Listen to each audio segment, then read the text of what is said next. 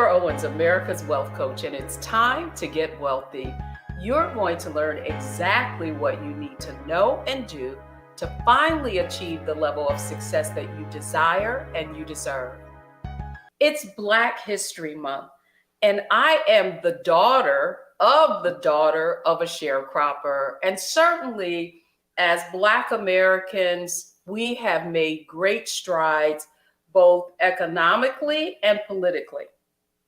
But when it comes to real wealth, Blacks, Hispanics, Native Americans, little has changed in over 50 years. And in fact, the wealth gap continues to widen. I am excited to have a conversation with our guest today because he spent his career managing assets for large institutions and very wealthy families. And he's here to really share with us and give us some perspective on the wealth gap and what we need to do in order to close it. But here are the three things that you may not know about this wealth gap.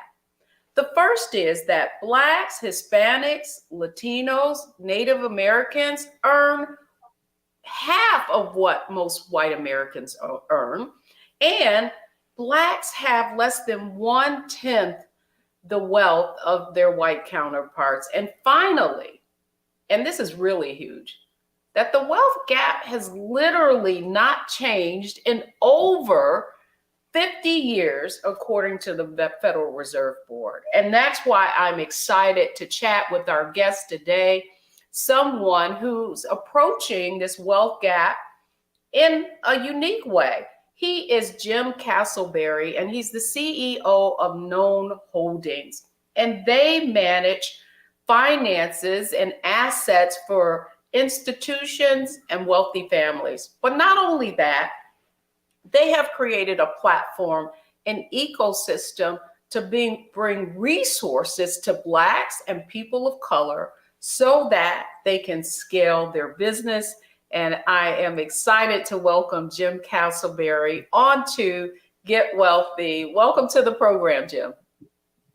Well, thank you, Deborah. Really do appreciate, being here with you and to have this conversation because it's such an important conversation to have. And I think that wealth and wealth creation is probably, even though we've had several examples of African Americans and other people of color being able to be successful, we still aren't seeing the mass level of us being lifted up. We're still struggling in situations that aren't far different than our ancestors who came out of slavery. And the way that we do that and the way that we look to be able to change that is by creating better access to capital, by putting people of color in decision-making positions to be able to make those decisions and to be able to make those allocations that currently aren't being made or haven't been made or have been made or set up in a program that was a subset. All of the minority inclusion programs usually were just set-asides of the whole. So where there was greater wealth being created outside of that, we were put in a position of almost having to be crabs in the barrel for the scraps that we would get on the side. Well, no, I mean, it is interesting because before we get into the conversation, I really feel like it's important for people to know your own backstory and how you came to take this path toward managing and have managed billions of dollars. So Jim, where did you get your start on this path? Well, Deborah, I am a child and grandchild of entrepreneurs. My grandfather came up to the Chicago area from Wedowee, Alabama in 1918 after World War I, and worked for a few years with my grandmother as a domestic. And then he started a business in 1922, which was a waste disposal company. That waste disposal company grew to be one of the largest independent in Illinois. And we sold to Waste Management in the mid 70s. I grew up thinking that everybody had a safe in their kitchen because we used to have payroll Thursdays, and one of my jobs was to put the change in the payroll envelope because you didn't write somebody a check who was a weekly worker. But that experience instilled in me with my parents to be able to be entrepreneurial. The other thing is that both my grandfather, my uncles, and my dad, they really wanted my path to be in finance, in banking. So they even dissuaded me from working in the family business, while I think I would much rather have stayed in the business and be known as the porta pot king of North America. But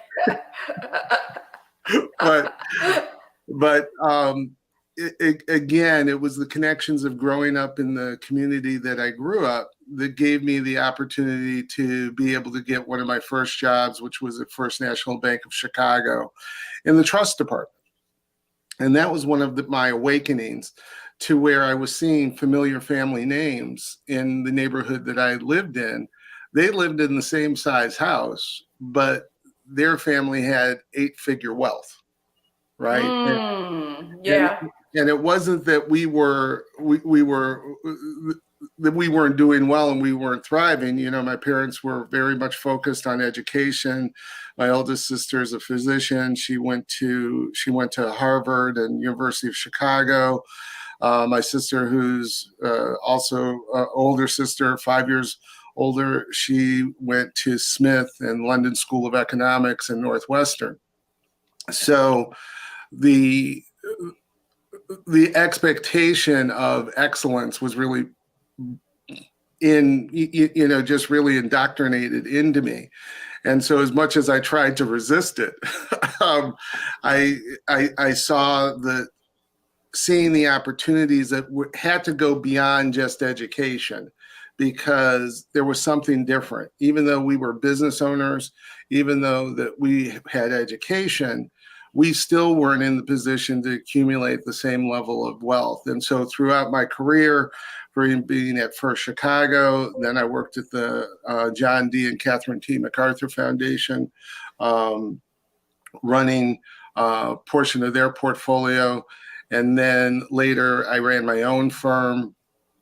And then I was a consultant with one of the largest institutional investment consulting firms, and consulting where I advised some of the largest asset holders on the planet and pension funds. And after that, subsequently started to work with investment managers to help them be able to navigate being able to get allocations from asset holders. And when I say asset holder, I'm talking about wealthy families. I'm talking about foundations, endowments, and institutions, those that have some level of a gatekeeper, which are in front of you to be able to determine if you get or don't get selected for particular opportunities. But that's in a small nutshell. I think that's my career and where I am now. That's your career. What I'm most intrigued about is the fact that even though your family had been quite successful, certainly if we were to look at within our community, you had hit, you were in a certain socioeconomic, right? That one of the highest socioeconomic realms for African American people. And by the way, I just wonder how far away Wedowee, Alabama was from Pineapple, Alabama, where my mother, right, was born and my grandfather was born. But I say that, Jim, the framework of Get Wealthy and the premise of it is really to dispel a lot of the myths about what it takes to be financially successful, and to double down on the fact that there is a difference between income and wealth. And I think that you've sort of, that is the conversation that we're having. So just for the framework, the first segment is really around mindset.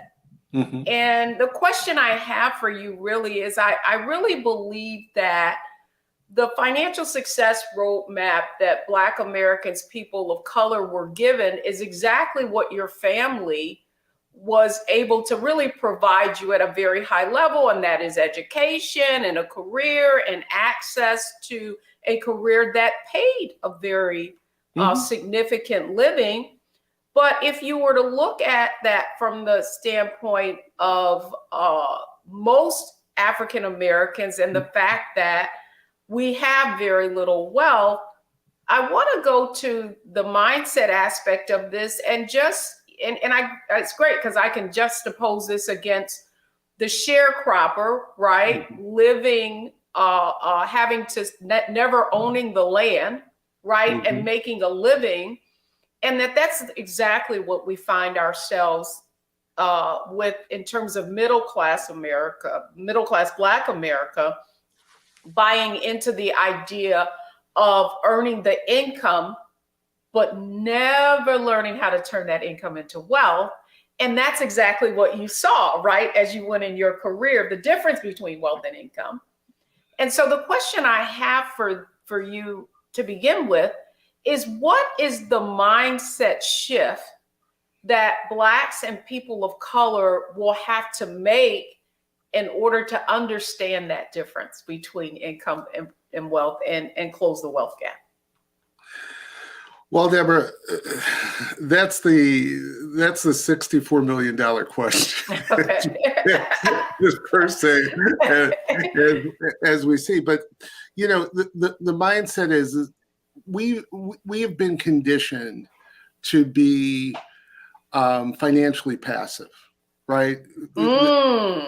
We've been conditioned to, if we do start to earn income, if we do save, we're taught to save very conservatively.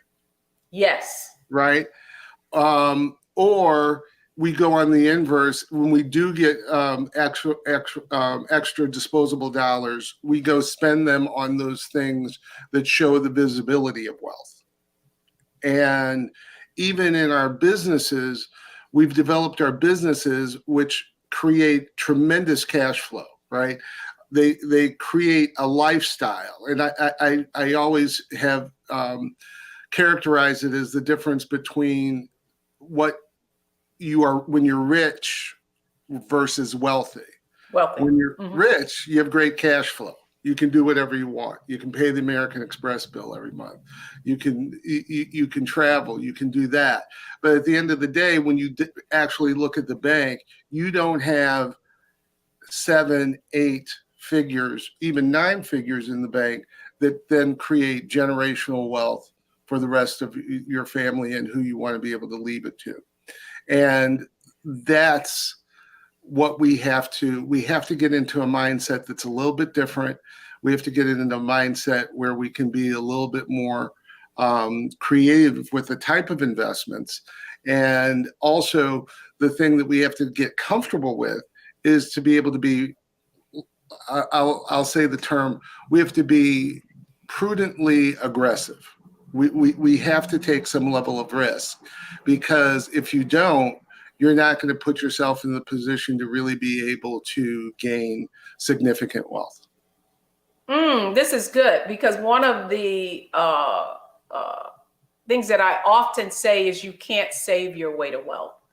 And right. When you look at where Blacks, people of color, where those assets are, one of the things we know is that we own so little equity assets, which have outperformed any other type of investments. We find when you look at the numbers, so much of our savings and potential investment capital is in fixed income investments, whether it's bonds, whether it's insurance, whether it's products that really haven't been able to accelerate our wealth, So when we come back in our next segment, which is strategy, I want to talk specifically about, from your purview, what you feel African Americans, people of color, need to do in order to accelerate their financial growth, right? And begin to make some kind of dent in this wealth gap. So don't go anywhere, folks. We'll be right back. All right, we're talking strategy when we come back.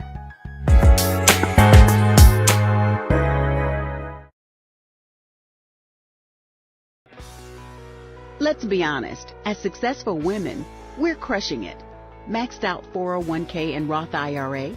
Check. Aggressive savings and investments? Check. Yet, the freedom our success was supposed to buy can leave us stuck on the six-figure hamster wheel, watching retirement slip further down the road. There's another way. Get coaching courses and community at wealthyu.com.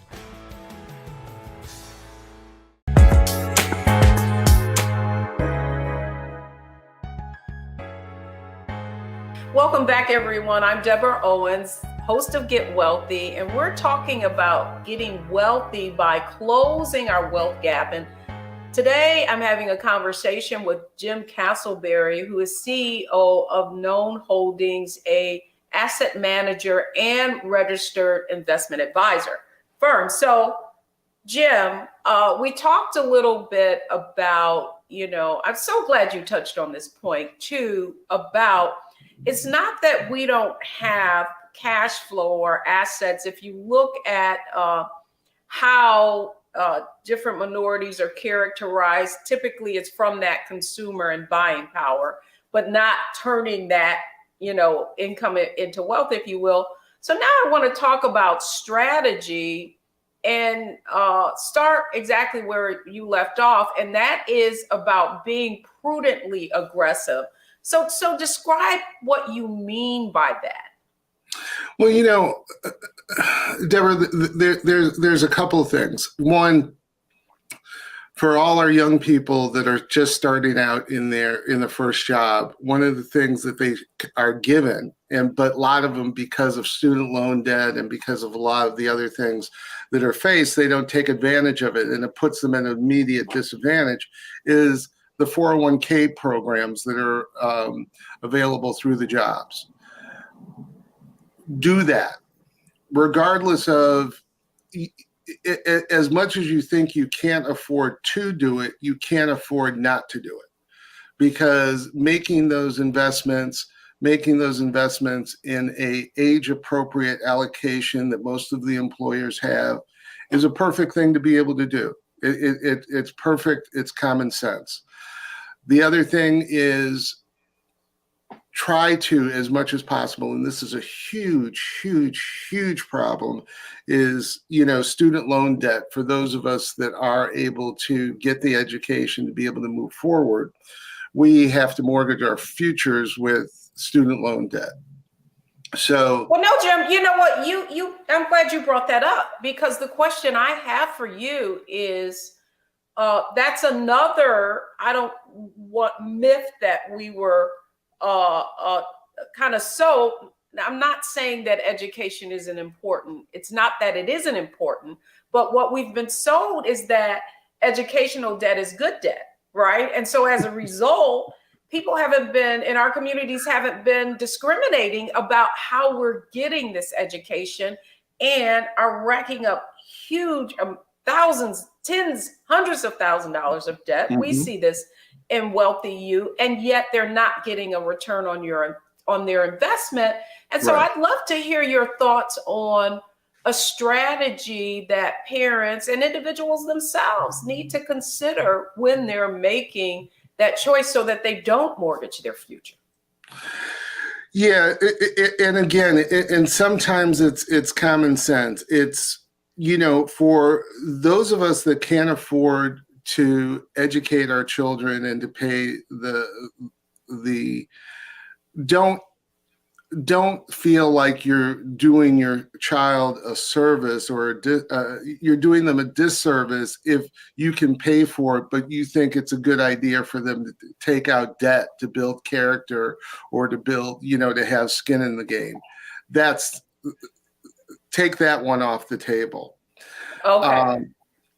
Number one. And then, students need to look at what's your best path. Mm. Is it a better idea to go to a community college? Like in Chicago, the city colleges and the community colleges in the area are outstanding for 2 years, right? Where even coming out of some public schools in the city of Chicago, you can go into city college for 2 years, and you can then transfer all of those credits to, University of Illinois at Chicago or DePaul University or something, a really well thought of accredited university. And then you've had the opportunity and you've saved almost 60% of the cost because you've been able to go to a lower price. And if you think about it, you're graduating with the exact same degree. The other thing that I think too is for a lot of African American students and look at the HBCUs, the ability and the access that those universities give within corporations, within opportunities is tremendous. I'm a trustee at Morehouse College. While I didn't go to a HBCU, I have come to find that, the majority of my mentors and colleagues and people that I've respected and looked up to, they were products of SBC. That is interesting, though, Jim. Right? Because I'll be honest with you. As someone who is a first generation college graduate and the first in my family to attend college, there was within our community, I would say that there was this, you need to go to, a majority university. It has more weight. And yet what we're seeing is I'm outside of DC. So Howard, Morgan State, if you were to look at the leaders in our communities, many of them did come from HBCUs, but unfortunately, how it had been characterized was that it was less than if you didn't go to a majority university. Right. And Deborah, that's just not true.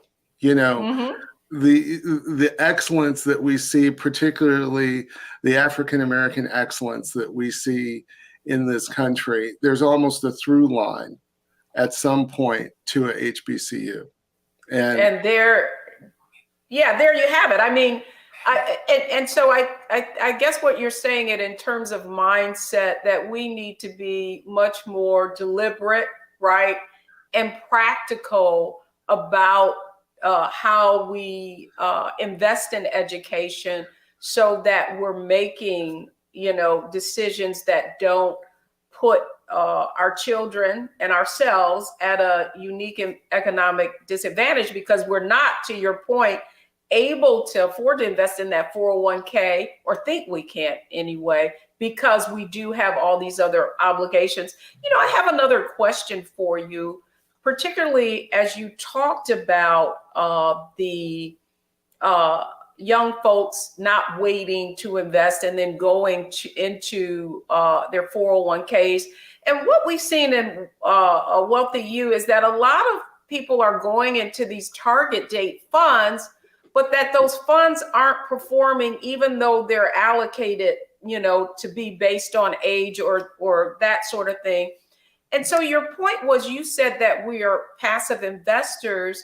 Jim, from your viewpoint, what do you think has to happen for African Americans to be able to increase their financial acumen so that they can be more, prudently aggressive, as you put it? Well, Deborah, the thing is even though the thing is about your 401k and about your retirement is you set an allocation, You set an allocation, and usually when you're younger, what that allocation is, it's going to be more aggressive into equities. It's going to be more aggressive into the parts of the investable universe that can provide higher returns, but they have a higher standard deviation of return. So that means that you're going to see more volatility, or you're going to feel the pain. But here's the reality. I've been doing this since my career started in 1983. And I've seen the stock market crash of 87. I've seen the bond market debacle of the Fed, of mortgages in 93, 94. I've seen the liquidity issues in 1998.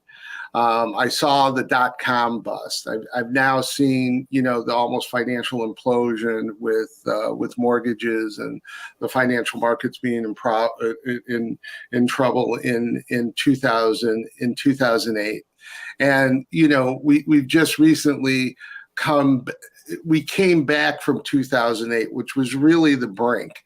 And then this is our first real market turn down, and the market's been down 30%. It's a correction.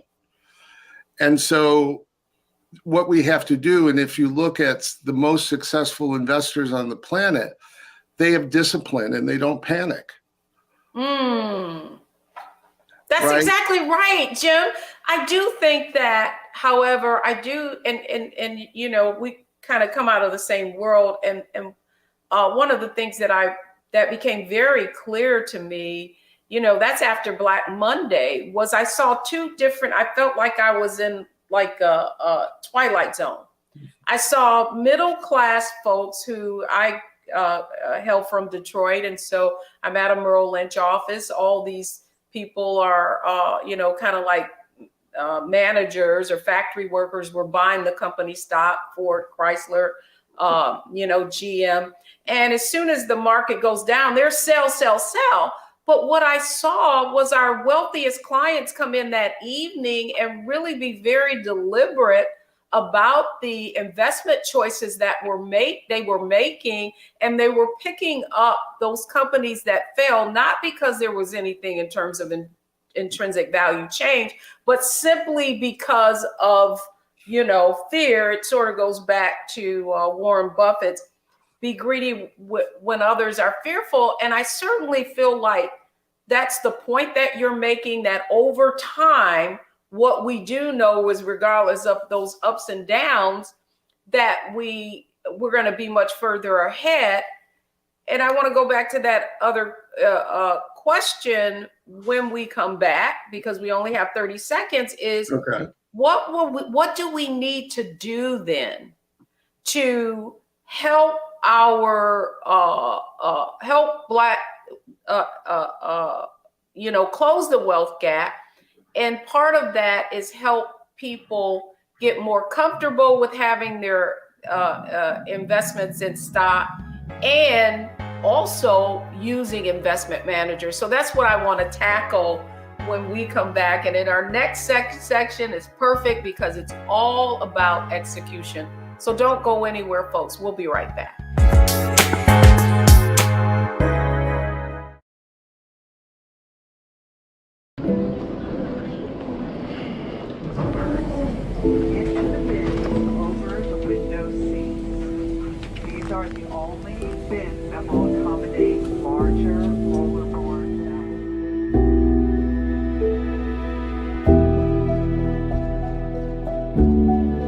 Put 10 in here? 10, and you don't come out till you die. And you eat him, you hoop 10. Oh my God. So what?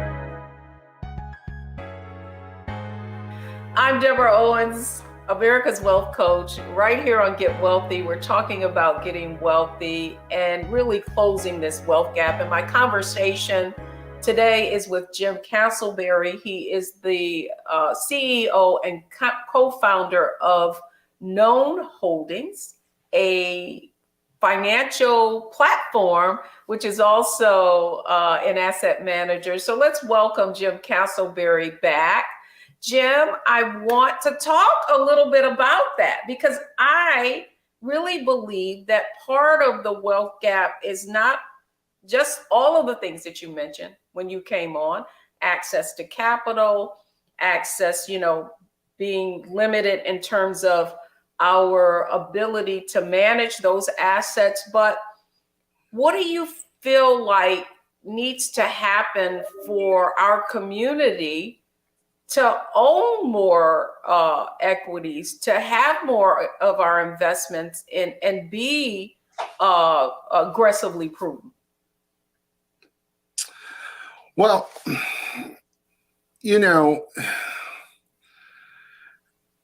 I think the best thing that we can do is, we need to make sure that we educate ourselves. We need to make sure that we educate ourselves financially, that we educate our children financially about understanding a FICO score, about understanding a credit card, about understanding what investments are, understanding what your 401k is, understanding what your mortgage is, understanding if you don't own, what you're doing for rent, making sure that, or if you are disadvantaged, if you are in poverty, if you are on government assistance, understanding all of that and all of the opportunity or lack of opportunity that exists so that you can make the best decisions within whatever circumstance you are. You can make the optimal decision for where you are. That doesn't, if you're starting at the very bottom, if you're starting midway up the stairs, or if you're starting at the top of the stairs, the thing that you can do is for where you are.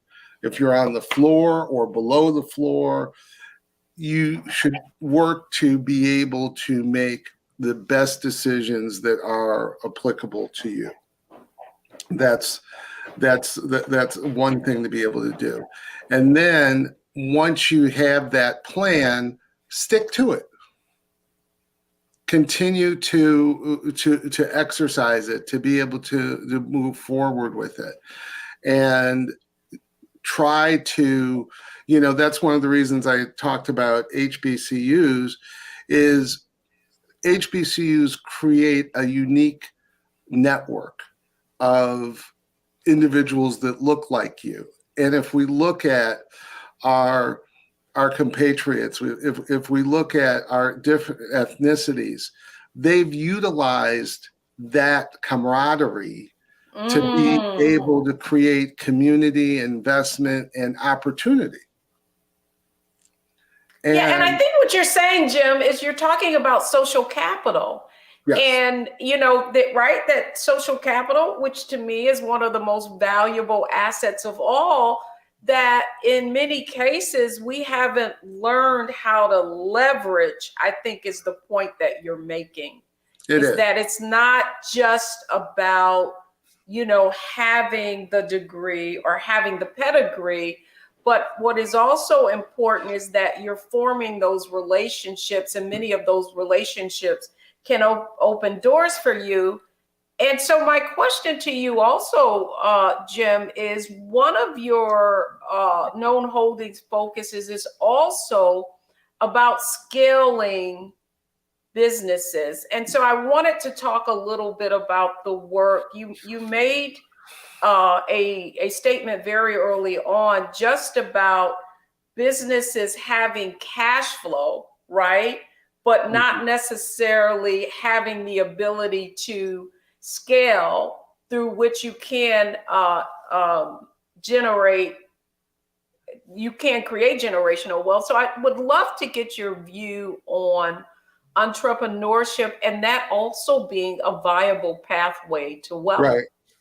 You know, Deborah, again, this is, it's such a broad conversation that we can have. Let me try to condense it with a couple of things. You know, I had the opportunity of growing up in the Chicago area, and I knew George and Joan Johnson, who had Johnson Products. I knew the Gardners, who had Soft Sheen, Ultra Sheen products. I knew John and Eunice Johnson, who had Johnson Publishing. You know, the Johnson Publishing, there should have been no question. They should have been AOL. They should have been Time Warner. You know, Johnson Products should have been L'Oreal, right? But part of their entrepreneurs, they're doing this thing. But then when they sought to do what the other entrepreneurs like them that were majority were doing, they were selling their capital, being able to capture that value, and then being able to go and redeploy it. The pressure was on us to keep those companies, to continue it was a great service within the community. But the short-sightedness of some of those decisions was it limited the ability of growth. And if we then look at Bob Johnson, who was able to sell BET and create more wealth and create more, you know, Bob created probably a half dozen different entities out of that have created massive wealth for dozens and dozens of people. But so the whole thing. So is that a function of access to capital, intellectual capital, or just the inability, because you are that first business, to have grown to that size of maybe not having that network who can counsel you on the viability of having that liquidity event, right? And then now you've got that capital to go and redeploy in something that could be even more long-term, create that intergenerational wealth. Right. No, that's exactly it. And even in the example of my family business, you know, my uncle took at the transaction, my uncle took the stock and my dad took the cash. Not that my dad did poorly, but my uncle's wealth was probably 8-10x of my dad's, because he took the stock and the stock continued to appreciate. Now, my dad took the cash, he invested it in, you know, in another business, and that business grew and it did fine for, you know, for me and my sisters and for our family. But it wasn't the same effect of what happened with my uncle. So again, that's two lessons there. It's the lessons of being able to redeploy your capital once you have been able to sell. And then it's also taking a greater risk. The less risk was to take the cash, right? That's what my dad did. But the greater risk was what my uncle did by taking the stock. So we have to be able to understand, and Deborah, one of the things you keep on alluding to, and I say myself, is one of the biggest differences of why I think that with what we're doing with Known and with what I'm trying to do with the network of folks that I'm working with is different, is we didn't exist 40 years ago. You know, there was nobody in the business that had 40 years of institutional investment management experience, who had been a consultant, who had been an allocator, who had worked at MacArthur Foundation, that had worked at JP Morgan Chase, that had worked at Aon Consulting. We didn't exist. And so the ability that we have, one, to have that experience, but two, to be able to, as you've alluded before, to be able to counsel business owners on what to do when they have these events, when they have these opportunities, because we've literally been able to be in the position of, through the wealthy families that I've worked with that have had IPOs, to be able to set up their generational platforms with foundations and their endowments and how they invest and how they're able to move forward and how they're able to move money back into different communities. That's something that just didn't exist and that we have now. And so that was one of the biggest reasons of why I felt that it was imperative that we start known, because we have to build this infrastructure for the BIPOC community. Well, you know what? It's interesting, Jim, because just in that conversation, in that response, I really understand the name of your business now, Known, right?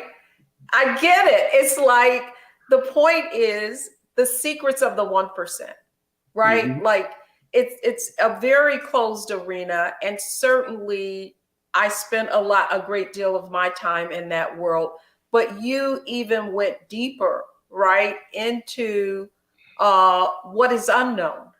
Mm-hmm. And so now I totally get the reason for your name.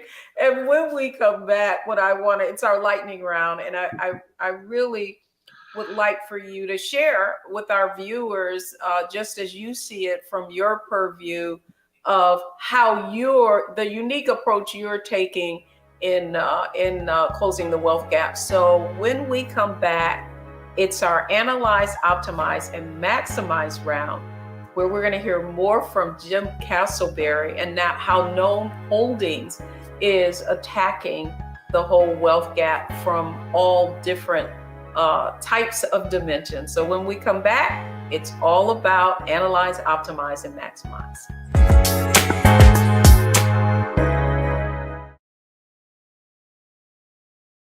Black Star Network is here. Oh, no punch! I'm real revolutionary right now. Thank you for being the voice of Black America. All momentum we have now, we have to keep this going. The video looks phenomenal. See, there's a difference between Black Star Network and Black-owned media and something like CNN. You can't be Black-owned media and be scared. It's time to be smart. Bring your eyeballs home. You dig?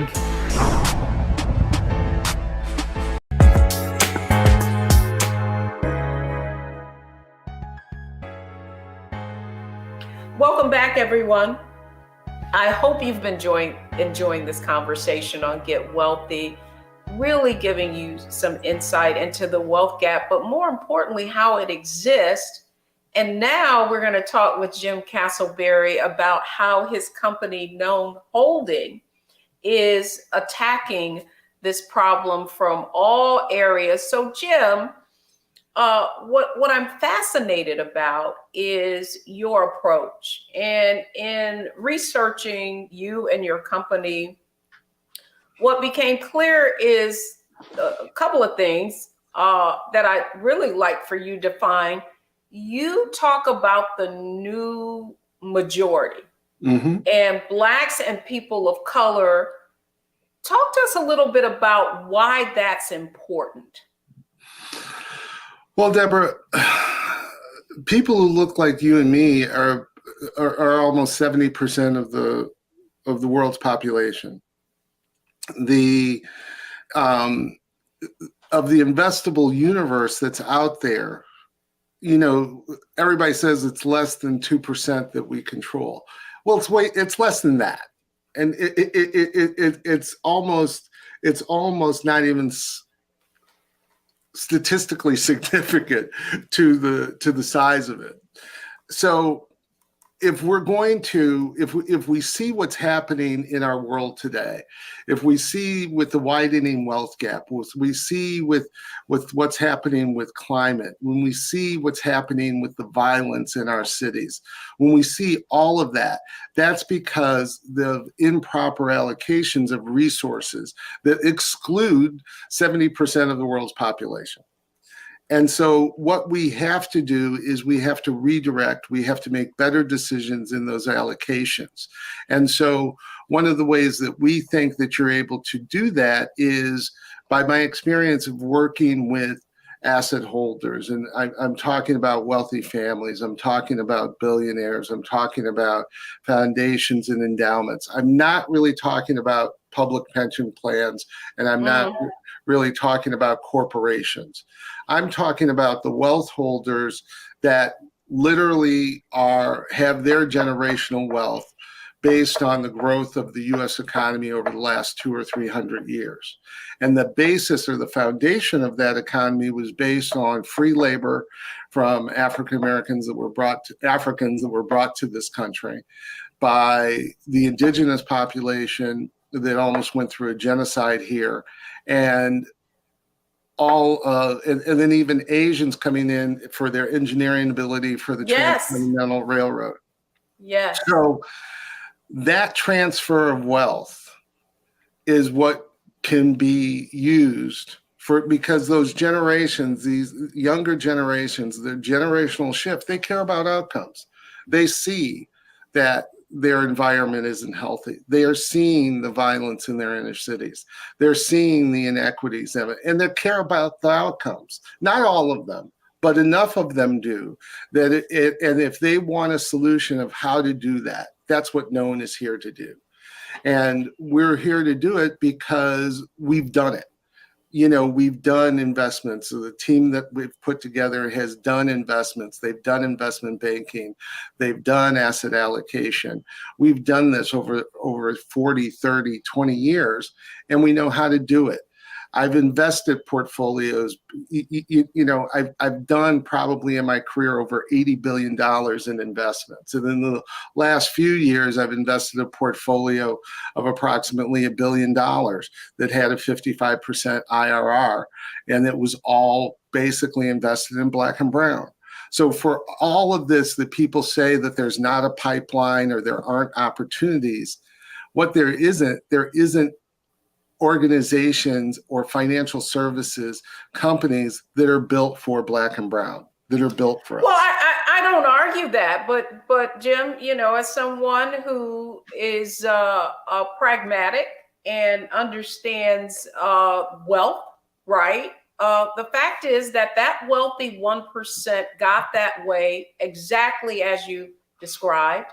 And, it's fascinating. I was just reading an article about someone requesting I don't know if it was FOIA, if it was a journalist, but the fact that New York Life, a lot of the financial institutions, right, earned a lot of money through the slave trade. And so my question to you is just about flow. What is the incentive of those having the capital, right, investing, and in spite of the fact that you have a great track record, what is the conversation that you have about your ability to not only provide a return, but also do well and doing good at the same time? Well, Deborah, one, it's because I've done it. Okay. But two, what I've seen within this, there's going to be, it's rumored to be between $61 trillion and $91 trillion that's going to transfer from the greatest generation to baby boomers to Gen X to millennials to Gen Z. And my experience has been over the last 7 years in running a single family office for a billionaire family, there are asset holders that care about, that want to narrow the gaps between racial, social, and economic inequality. What they don't know how to do is how to do it. Okay. And that's what we do. And we are able to do it. When I was at the MacArthur Foundation, we did a transaction in South Carolina at a small organization, South Carolina Jobs and Economic Development Authority. They were using HUD block grants as part of the loan packages for businesses within the state to create jobs. we bought that portfolio because it was underfunding and the block grants were going to go away.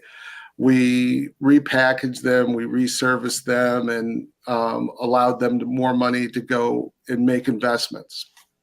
What that led to over 17 years was it led to the creation of 250,000 jobs. It led to to underwriting $9 billion in loans and businesses and capital to businesses in South Carolina that attracted the auto companies to come to South Carolina.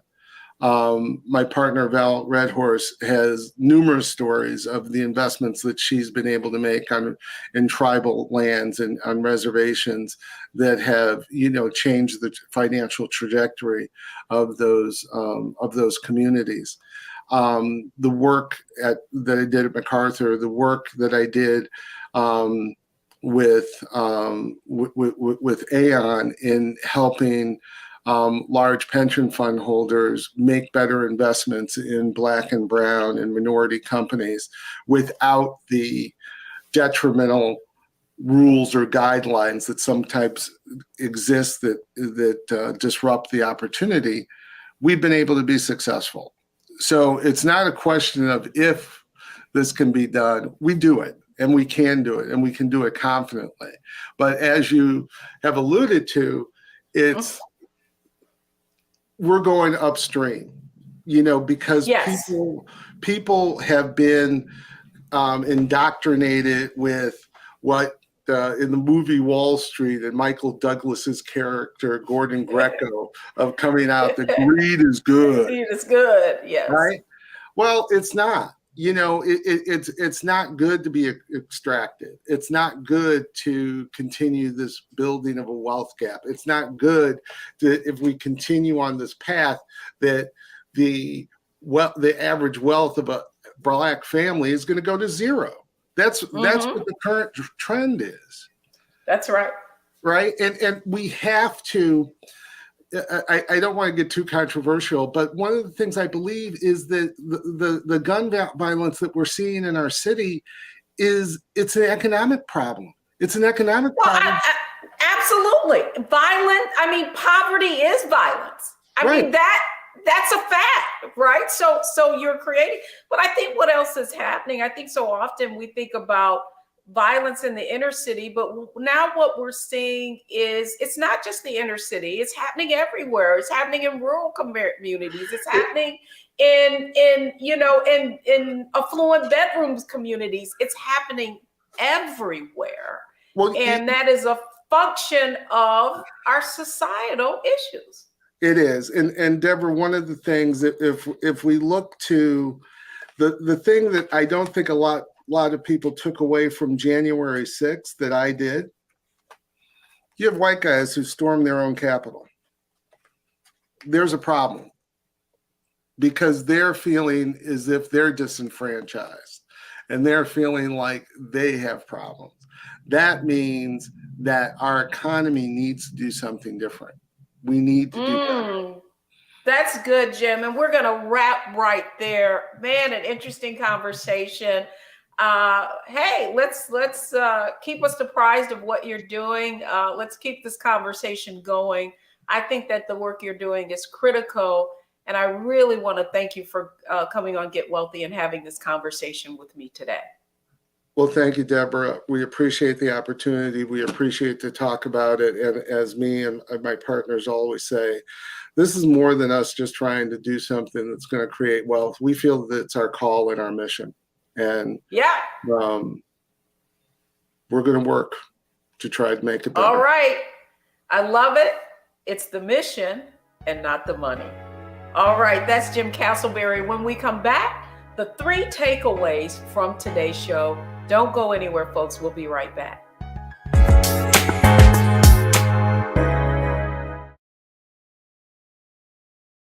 When you talk about blackness and what happens in Black culture, we're about covering these things that matter to us, speaking to our issues and concerns. This is a genuine people-powered movement. There's a lot of stuff that we're not getting. You get it, and you spread the word. We wish to plead our own cause. Too long have others spoken for us. We cannot tell our own story if we can't pay for it. This is about covering us. Invest in Black-owned media. Your dollars matter. We don't have to keep asking them to cover our stuff. So please support us in what we do, folks. We want to hit 2,000 people, $50 this month, raise $100,000. We're behind 100,000, so we want to hit that. Y'all money makes this possible. Check some money orders. Go to P.O. Box 57196, Washington, D.C. 20037-0196. The Cash App is $RM Unfiltered. PayPal is R Martin Unfiltered. Venmo is RM Unfiltered. Zelle is Roland at RolandSMartin.com.